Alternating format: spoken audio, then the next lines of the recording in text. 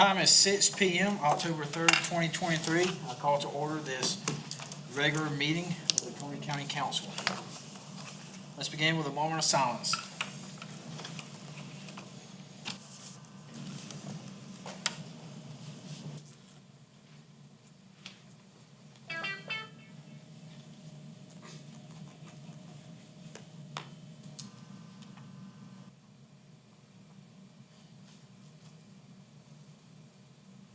Mr. David Root, would you lead us in prayer? Yes, sir. Pray with me if you'd like to. Dearest Father, thank you for this day. I really pray that we haven't taken it for granted, but appreciated it for the gift that it is, that tomorrow is not promised to us, that therefore we should make the most of every opportunity we have. So I pray tonight that we'd make the most of it, that you'd give us guidance, you'd give counsel wisdom that would only come from you in making their decisions and the discussions, and that you would preside over this meeting. Please create in us truly appreciative hearts, loving hearts for our neighbor and for you, guided by your love. And in your name I pray,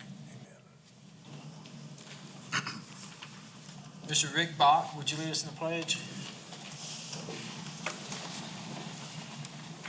I pledge allegiance to the flag of the United States of America and to the republic for which it stands, one nation, under God, indivisible, with liberty and justice for all.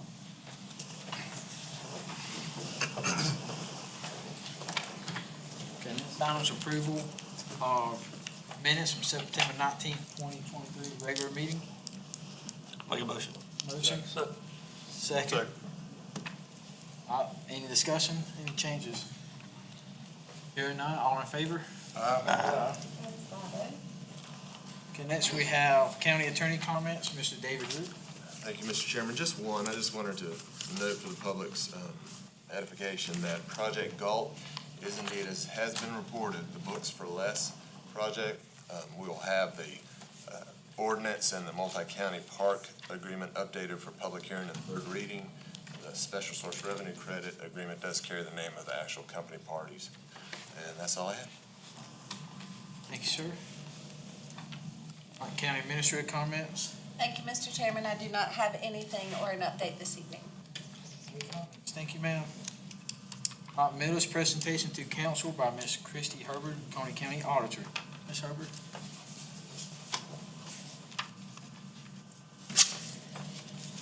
Good evening, Chairman and other council members. How are y'all?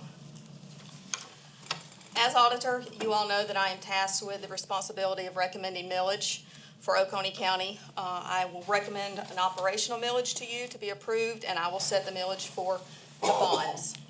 One of the first things that we do is we gather all the information for the county. That includes everything from real estate to vehicles to manufacturing, utilities, railroads, watercraft, and we combine all those, and that is what is called an assessed value.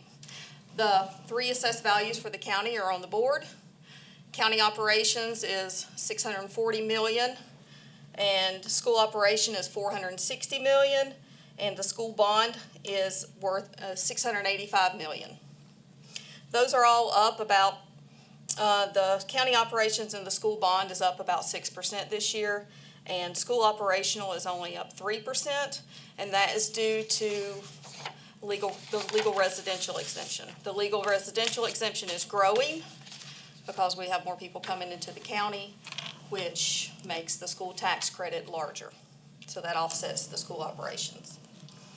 From the assessed values, we then compute the dollar and the value of the mill. So for county operations, the value of the mill is $640,128.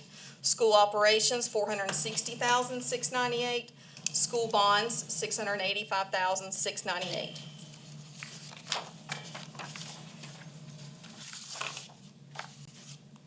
I then look at the budget for what you have approved for the year. Out of the budget for Oconee County, the dollar amount that I need to bring in from property taxes is $49,759,000. And from that, I take into consideration fee in lieu of, manufacturing, reimbursements from the state, and other various numbers, and it comes down to $34.1 million that we're gonna set property taxes on for operational. For the school district, their money that was approved for the budget is $74,625,639.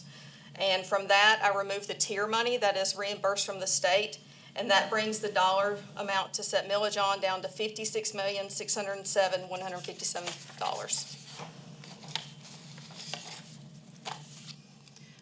We then look at the bonds that we have, bond payments that we have to make this year.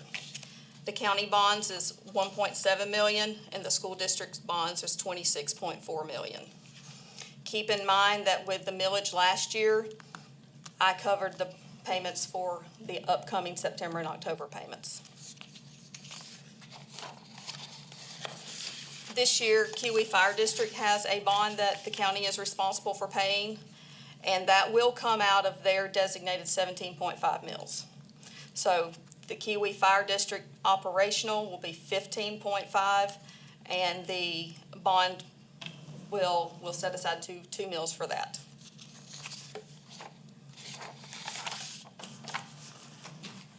Overall this year for county operations and Tri-County Tech, we are going to need 73.3 mils for operational and all the designated millage that you have set aside. That is actually down 1 mil from what we had last year.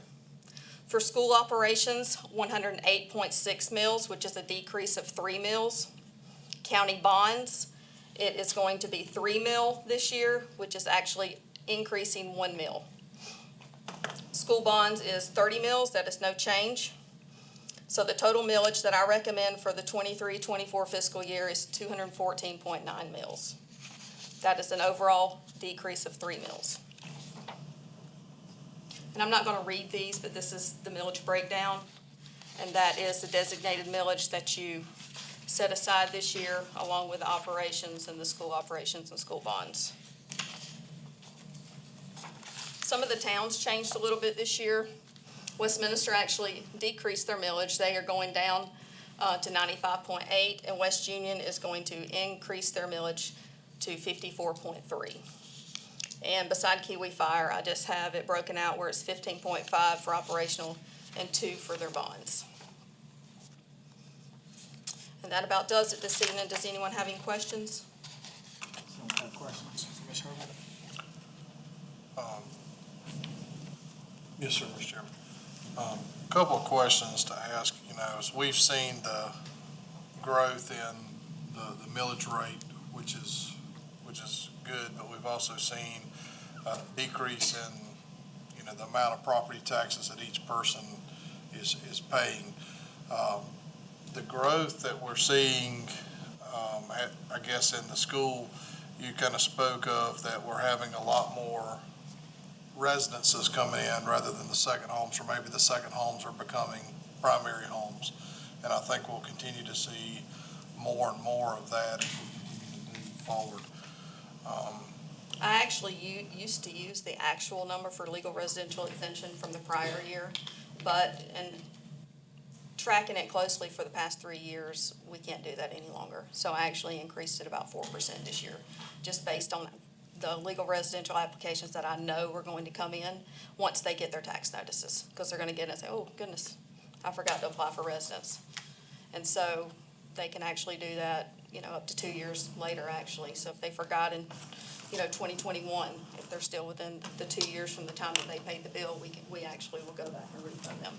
So we have to take a little bit into consideration for that.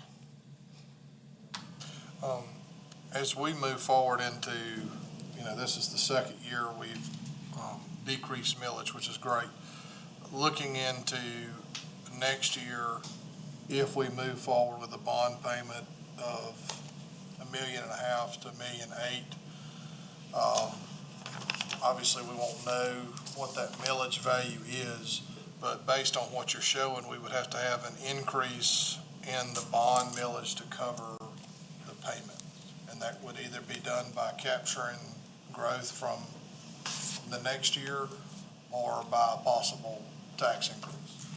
I have not seen the payment schedule. I haven't either. I'm guessing, let's say it's 1.5 million I mean, if your value of a mill, I'm just throwing these off the top of my head, is 600,000. If you've got 1.8 million in payment, you're gonna need at least 3 mills. I mean, we're gonna have a little bit in sinking fund that, that you might could use a little bit, so it's not that large of an increase, but we'll just have to see how it all ends up at the end of the year when we balance everything. Because I think we should have 100% of the payments in the sinking fund of the current payments this time next year. That's the goal. And just as a future reference, as we move forward in the next budget season, I just wanted to throw that out there. I was thinking it was between 2 and 3 mills for bond payment on that, but also there's about $1.5 million to $2 million of salary wages that we were not funded this year because the budget wasn't finished until late September. So as we move forward, I'm all for dropping the millage, but you need to pay special attention as we go through next cycle that the budget is going to continue to rise, especially with a bond payment and especially with those salaries that were not funded completely in this year because I think it was about 2/3 funded or something like that. So as we move forward in the next year's budget cycle, council just needs to be aware of those moving forward. Thank you. If I'm not mistaken, you've got 2 mills set for a one-time capital request.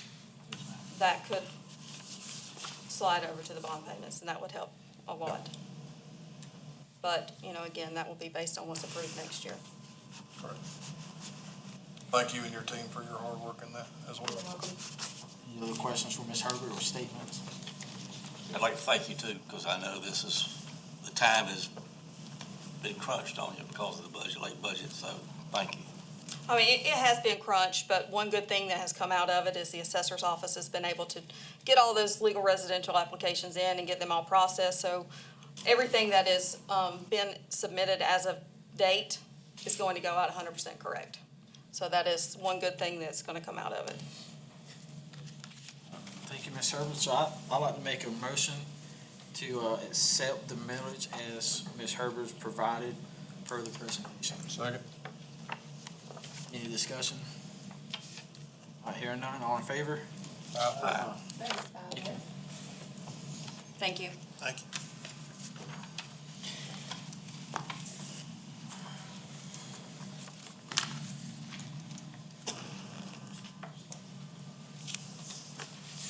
Then next we have public comment. Jennifer? First, we have Mr. Steven Spearman.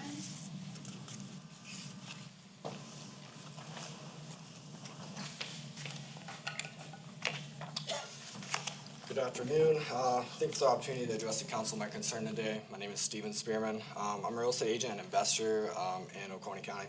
I'd like to bring forth a matter that has potential impact on a large amount of our citizens. But before I talk about the proposal changes I'd like to see, I would like to, what it involves is real estate affidavits. So we've seen multiple of these pop up, these affidavits of interest from out-of-state companies that are getting recorded in our county. On 2 occasions in the last 3 months, the same tactic has been used by out-of-state investors to take advantage of property owners here in our home state. We all know there's a lot of growth in our area and a lot of money coming in from other states into our area. And I feel that some people have been targeted in our area. And I don't think if we handle this issue, more people will be targeted. And essentially what it is on one occasion, an out-of-state company promised to purchase a property. And the seller, and they failed to purchase the property as promised. And another occasion, an out-of-state company claimed to have a contract with the seller, and they didn't have the correct documents signed, and the seller claimed that they were not working with them at all. And in both cases, they were working directly with the seller, and they didn't actually fulfill the contract. But the Register of Deeds had recorded a memorandum of interest on their title. And what these memorandums of interest do is it clouds the title where they cannot sell it. And in both of these cases, there was no expiration date. So with there not being an expiration date, even though the purchase period on the contract that they did not fulfill, the individuals, whether it be 6 months, a year later, they still cannot sell it because essentially these affidavits are being recorded without any expiration date at all. And most of the times the sellers have no idea that they're even being recorded on there. So with that being said, I have a few solutions that I think would be beneficial and help protect people's interest in real estate. And that would be actually having these affidavits be notarized by the seller. So having these affidavits, the seller go and notarize it, and I think that would help increase transparency of the registered deeds not accepting any of these affidavits to cloud someone's title unless it has been notarized and the seller signed it as well. Another way I think that we can prevent this is to essentially have the purchase contract attached to the affidavit when it is recorded, and that would have an expiration date on it, so that these affidavits cannot just forever cloud these people's titles and not offer them to sell them.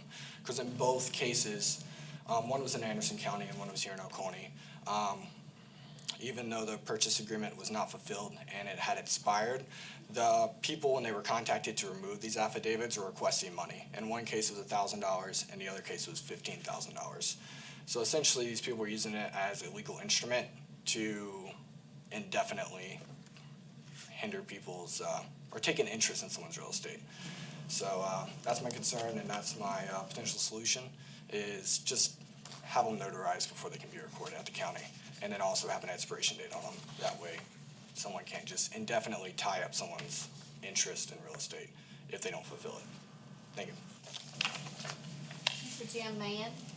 And I forgot to give my spiel here before. We have 5 minutes, and the council will not interact out and back, but council can answer your comments at council member comment session. And I will give a warning sign of 1 minute when you approach 5. All right, thank you.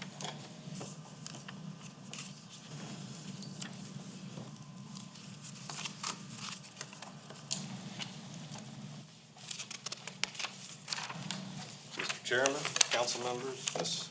Brock, Mr. Root. First of all, I'd just like to say I know there's been a lot of back and forth about this budget for this year, but I do want to express my appreciation to the council for providing for substantial raises for law enforcement, first responders, and emergency services. I think that was very critical, very important.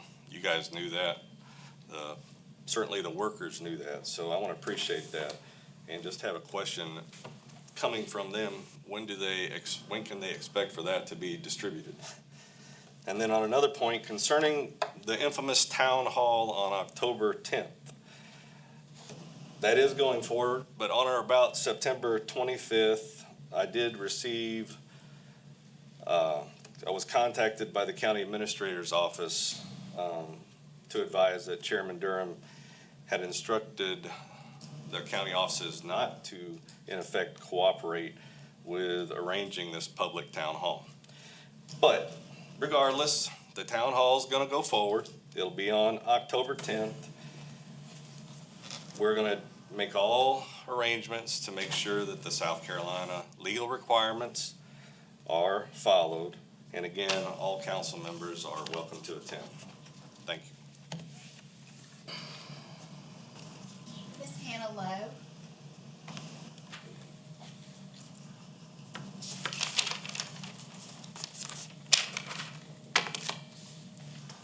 Hello. Like I told the planning committee last night, I'm a nurse, not a public speaker. So bear with me as I shake inside as I talk to you. As she said, my name is Hannah Lowe, and I live in Oakway. I'm going to be transparent with you because I would like you to be transparent with me. As you can probably tell from my accent, I am not from here. I'm from the great state of Florida. I'm a 5th generation, but I am married to a local who has a farm in Oakway where his family has owned it since 1855. What I have to speak about is neither a Republican or a Democrat issue. It is an everyone issue because it concerns everyone in this room. Since I moved to Oconee, I have experienced its beauty, its waterfalls, its land, its farms, and its people. Although I have seen a pattern happening here like I've seen in my home state for years, Florida has been destroyed, its farmlands and preserves and its swamps have been destroyed by housing development after housing development, development after development. In the county I'm from, there's at least 4 million people. Yes, I'm from Miami-Dade County. And I find it so sad that our preserves have been crushed, our land has been taken, and most people don't know, but Florida used to be the biggest cattle producer in the United States. And as a Christian, I believe that I must steward the land. In my holy book, it says I have dominion over the land, but it does not say I'm here to destroy every piece of it. I beg you, as the local government, what do you want to pass on to your next generation? Many people in this county believe that we are not stewarding the land properly for the next generation, but they don't know what to do because they feel that the local government is in the hands of the developers. What do you want to give? What do you want to give to the next generation? Nature can live without us, but we cannot live without nature. The farms, obviously, we all eat. I hope we all eat. You can't grow a bell pepper in a grocery store. I've picked at least 10 bell peppers from my garden this morning. You can't replace forestry. You can't replace nature. Once it's gone, it's gone. And living in Oconee County and being a nurse, I have realized that many people in this county still use Appalachian Mountain medicine. As a nurse, they have told me time and time again of the herbs and the trees and the roots and the flowers they herb to heal not only themselves but their families that they have used for generation upon generation. At this moment, I challenge the Oconee County to do better. Recycling is not enough. Only 9% of the actual plastics that get recycled actually get recycled properly in the United States. It's not enough. I bet you as young people, and maybe even today, you skipped rocks on the river, you climbed trees, you hunted squirrels, maybe even coon hunted, like my husband used to do. Maybe you were on your grandpa's tractor and you thought it was the greatest thing in the entire world. But I beg you to consider what we're doing. I also challenge the citizens of Oconee County who feel like we need to steward the land better to stand up to speak in front of people, even if you're nervous like I am, to call your representatives, to email them, and to speak out against what you want to see in your county. Do you want to give the next generation slabs of concrete where they can't even grow food or run in the forest?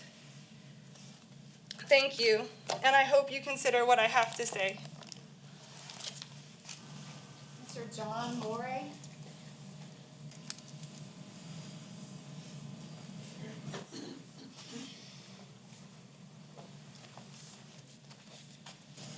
Good evening, gentlemen. John Morey from Mountain Rest. Say, I want to talk to you this evening about your ordinances. And before I launch into that, I need to tell you that I spent 37 years in engineering, civil engineering, and surveying. So I have a little bit of an idea of what I'm talking about. I want to give you the executive summary first. Your subdivision ordinance is trash.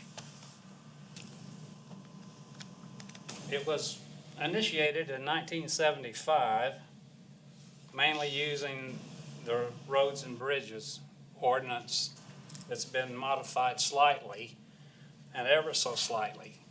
I'm going to tell you that I started working in 1970. I'm going to equate your subdivision ordinance, as you call it, to about 1980. So stop and think about this for a second. Everybody before you has done nothing about this. You're getting ready to come upon a time of great subdivision expansion in this county. If I was working as a consultant today for some of those developers, I can't tell you what a piece of trash we could put out on the ground and the people of Oconee County will have to live with forever. There is no TIA, Mr. Elliott. No traffic impact analysis required for a subdivision in Oconee County. You have 4 classifications of roads. The highest classification is an arterial. You know what an arterial is? Let me brief you. Highway 123 is an arterial. What is your right-of-way requirement for an arterial? 66 feet. It's about as wide as this room. So that's what you build a arterial with in the county. So that's the kind of junk that you have in your ordinance. It needs a lot of work, a lot of work. There's no requirements for soil testing of your roads. That's why your roads are falling apart. Roads are designed by a geotechnical engineer. There's no requirement in your ordinance for that. I'm not sure. It's what it is, what you have is what was back in the 50s and 60s.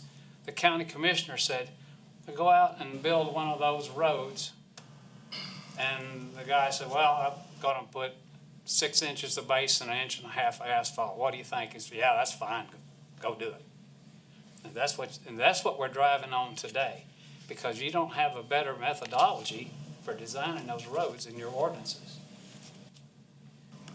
Your lot sizes and a lot of setbacks and all the other things that should go in the subdivision ordinance are in your zoning ordinance. I mean, you can find them, but that's not where it's supposed to be. The biggest thing is the comprehensive plan. You finally mention it somewhere in the subdivision ordinance, in your zoning ordinance.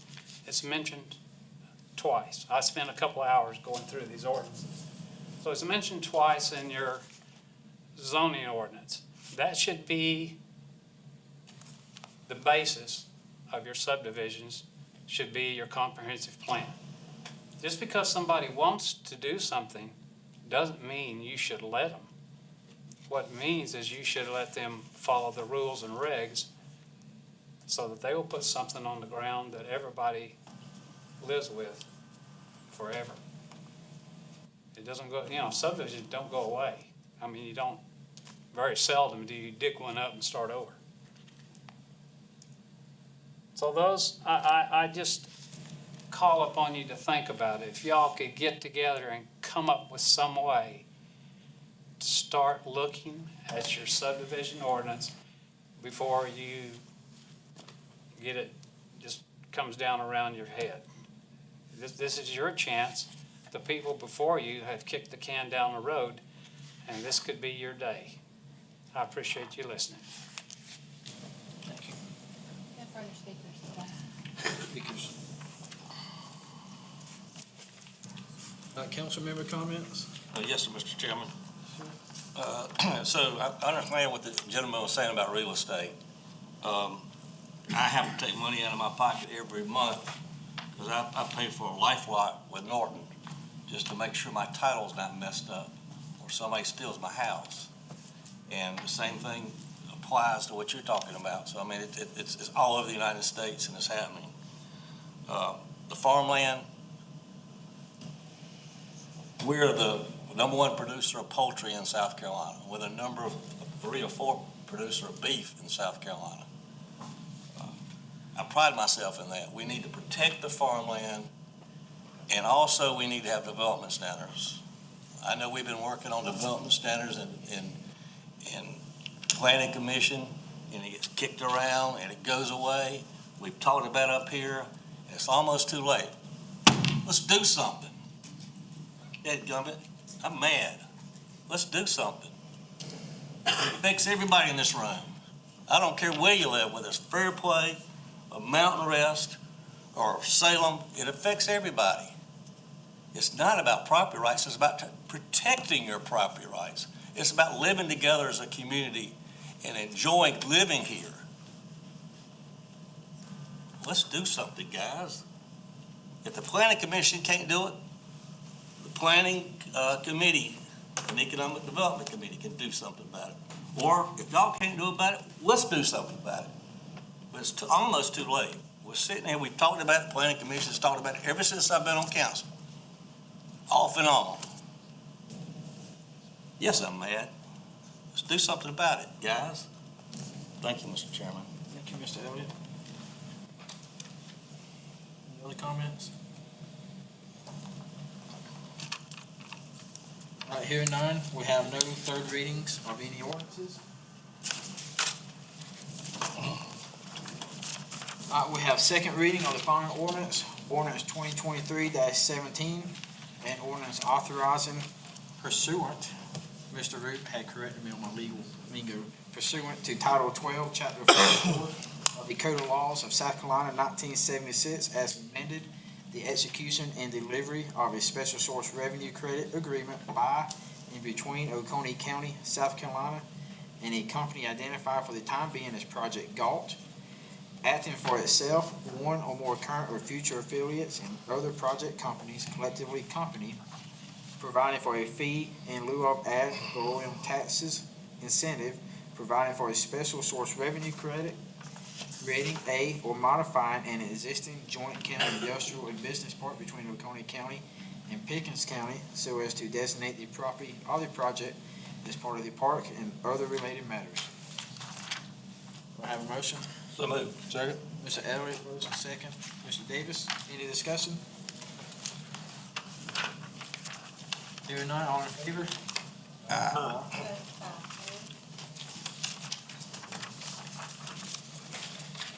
I have first reading of the following ordinances. Ordinance 2023-18, ordinance amending Chapter 32 of the Oconee County Code of Ordinances in certain limited regards and particulars only regarding amendments, deletions to the sign control ordinance of Oconee County and other matters related thereto. Have a motion? So moved. Second. Elliott, second. Mr. Davis, any discussion? Yes, sir, Mr. Chairman. So, letter number B was gonna be deleted. I'd like to make a motion to amend the motion to retain section B, and I'll read it. No sign shall be erected or any existing sign operated where the illumination is of such intensity or brilliance as to cause glare or impair the vision of any driver of any motor vehicle or which otherwise interferes with any driver's operation of a motor vehicle. Second that. Have a motion, second. Any further discussion on? It's about safety. I know the state has some rules about state laws, but I think this should apply also to the county's roads too. So we just need to take care of our drivers out there. Elliott, if you give me 1 second, I'm trying to pull that up. Yeah, on piece of paper.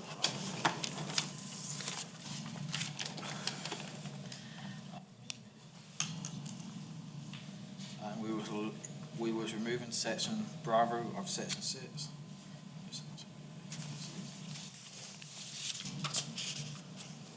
Okay.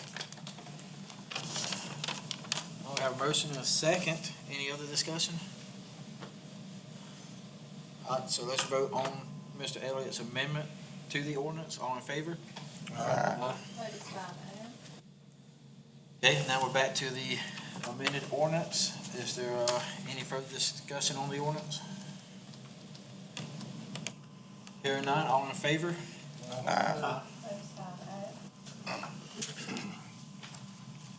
Okay, we have no readings on resolutions. We have discussion items regarding the Anderson Oconee Regional Forensics Laboratory. It is staff's recommendation that council approve the request to renew services provided by Anderson Oconee Regional Forensics Laboratory in the amount of $59,000.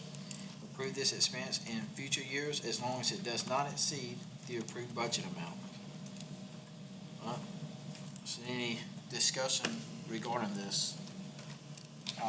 I make a motion to accept staff's recommendations. Second. Any discussion? Right here now, all in favor? We have a 2023 Chevrolet Silverado for the sheriff's office. The amount was $51,998. Procurement was approved by council on fiscal year 2023-2024 budget process. Budget is $51,998. Project cost $51,998. This is $0 balance. Funding is coming from the Capital Equipment 325 Vehicle Fund.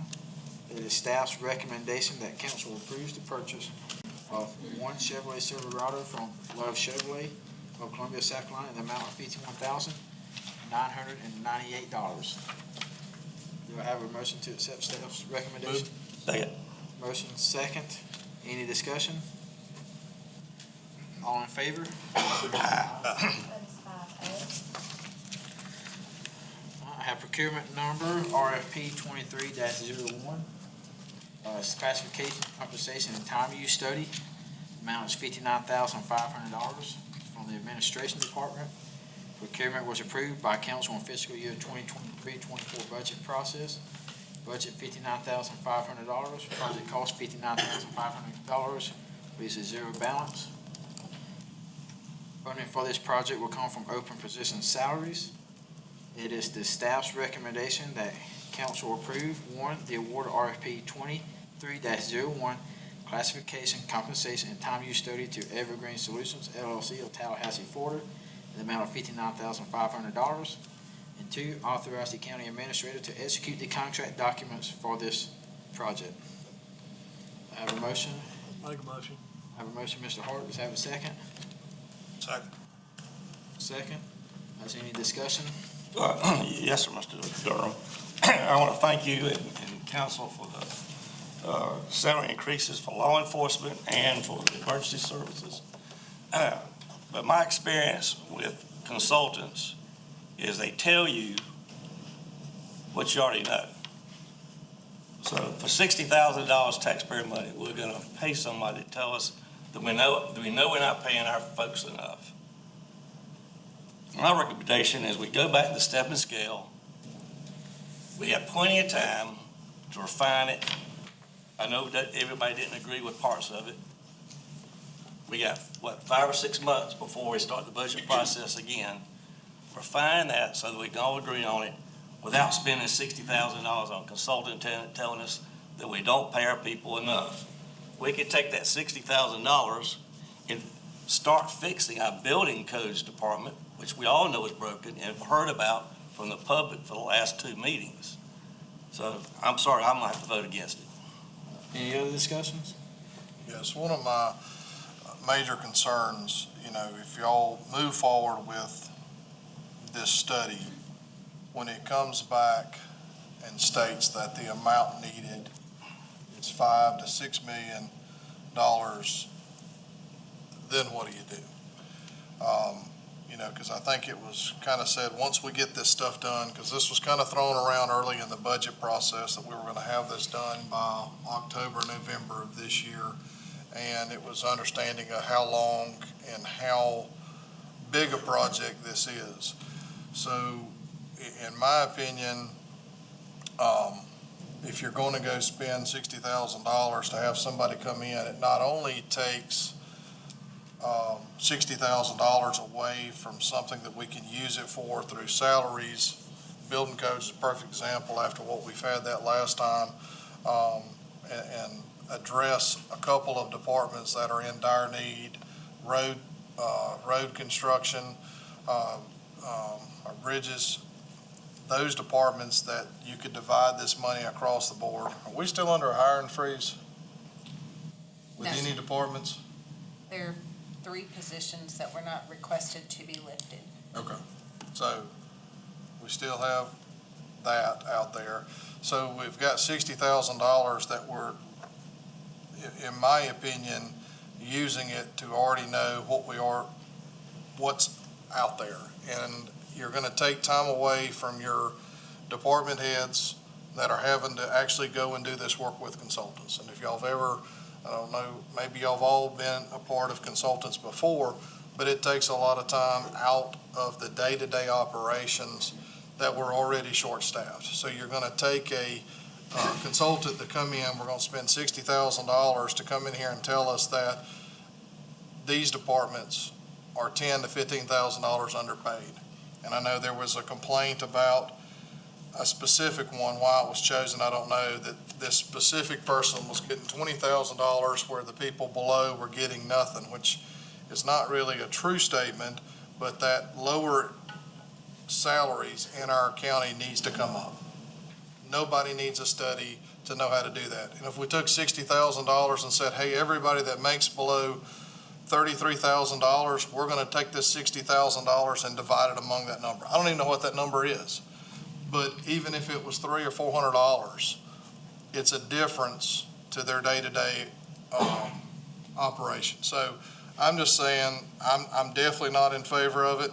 And if you move forward with it, you better be ready to fund it with a couple $1 million. So yeah, I keep hearing that the budget's growing and we're not fiscally responsible. Well, paying $60,000 to learn what you already know, to me, is not responsible. Thank you. So a couple of facts. If you go back through the minutes, it was never stated that the salary study would be done by October. If you remember that when we talked about setting money to the side while the county continued to work on their internal study for implementing. Also, you said we should do the study ourselves, but then you said that the staff doesn't have the time to work with consultants who will be doing the study. I think that's just continuing though to kick the can down the road. Yeah, we can take $60,000 to divide out peanuts, or we can take the time to do it right. And you talk about funding, the stepping scale was a $6 million funding scale that was broken up over 3 years. I don't know what this is gonna tell us, but it'll tell us something we can have a plan to start moving forward, whether that's, hey, great, if we can do it in 1 year, if it has to be phased in over 2 or 3 years, then at least we have a plan and a goal and we know what we're doing. Otherwise, we're just taking a shot in the dark and saying, I think this position qualifies for this, because different positions may have the same title, but the work function is completely different. So that's what this study is gonna dive into. So, Mr. Chairman, what you're stating is when this study comes back, you're gonna fund it in a period of maximum of 3 years? Mr. Davis, I said I don't know what it's gonna look like because we don't have the study. But we will then be able to make a plan with the help of administration and staff to implement what's necessary. Yeah. Any other comments or questions? Hearing none, all in favor? Aye. Opposed? That is 3-2. All right, council committee reports, we have none. Board and commission appointments, we have one at large for the Agricultural Advisory Board. We have one question on file. Ms. At-Large seat, I'd like to put Mr. Nate Duncan up from, he's actually lives in District 2, but this would be the at-large seat. All right, all in favor of Mr. Duncan? That is 5-0. All right, we have no action item or no items for executive session. Do I have a motion to adjourn? Motion. Second. Second, all in favor? Aye.